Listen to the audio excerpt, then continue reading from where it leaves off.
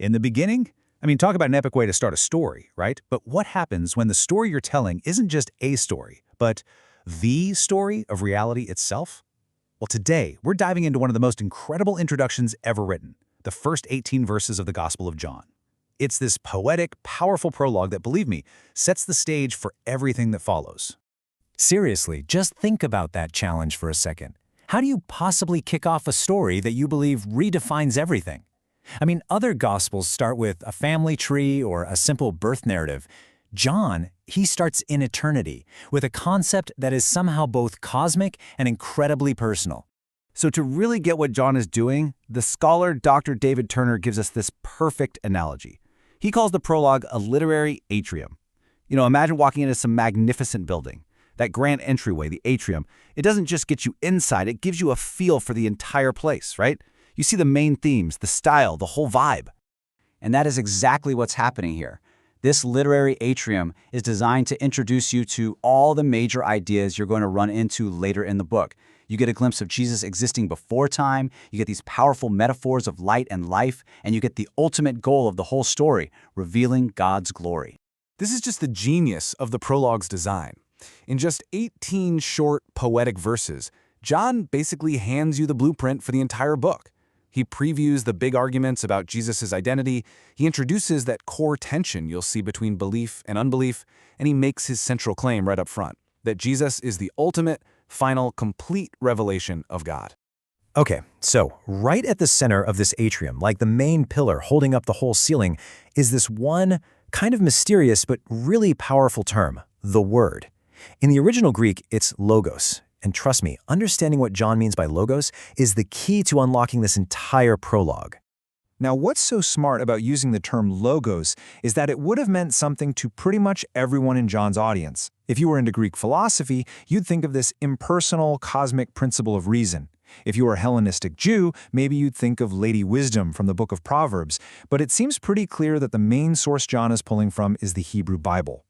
Just think back to the very first page of the Bible, in Genesis. When God speaks, stuff happens. His word isn't just describing things, it's performative.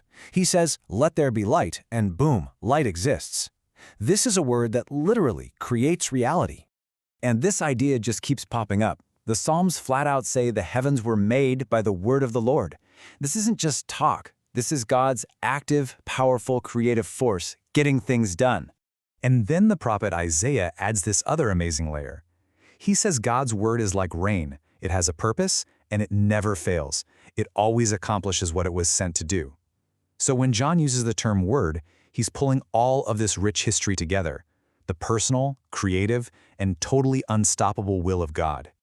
But John doesn't just define what the word is. He drops what you can only describe as a theological bombshell on his audience.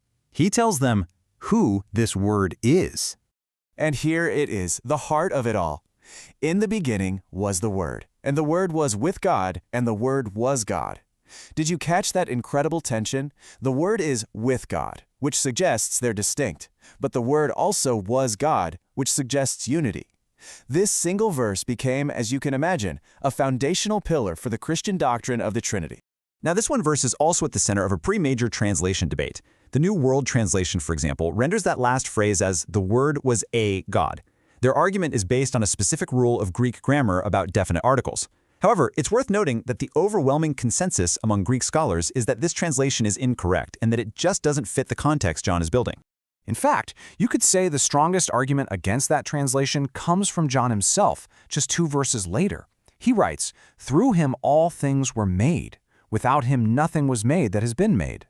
So, let's just think this through for a second. This creates a huge logical problem for the "a God" translation. If the Word was a created being, a lesser God, how could it be true that without him, nothing was made? That would mean the Word had to have created itself, which that's impossible. John's own logic here demands that the Word has to be the uncreated creator. Okay, so for the grand finale of this whole prologue, John pulls everything together. He makes this direct and honestly really daring comparison between Jesus and the single most respected figure in all of Jewish history, Moses. Now, to get this, we've got to remember a key story from the book of Exodus. Moses, the great lawgiver, he asks to see God's full glory. But God tells him, no one can see my face and live. Instead, Moses gets just a partial, fleeting glimpse, what the text symbolically calls God's back. And that story sets up John's final, mind-blowing contrast. On one hand, you have Moses, who delivered the law after seeing only a partial glimpse of God's glory. But Jesus, John says, brings grace and truth because he reveals the full glory of God, the very face that Moses couldn't see. The implication is just staggering. Jesus is the complete and final revelation of who God is. The early church father St. Chrysostom put it so beautifully. He said the whole point wasn't that God diminished himself. The idea was that the divine high came down to the human low so that it could raise humanity up. It's all about elevation, not reduction. Which, brings us right back to where we started. If these first 18 verses are the grand theme-filled atrium, it just leaves you with this one big question, doesn't it? What incredible things does the rest of the building have to show us?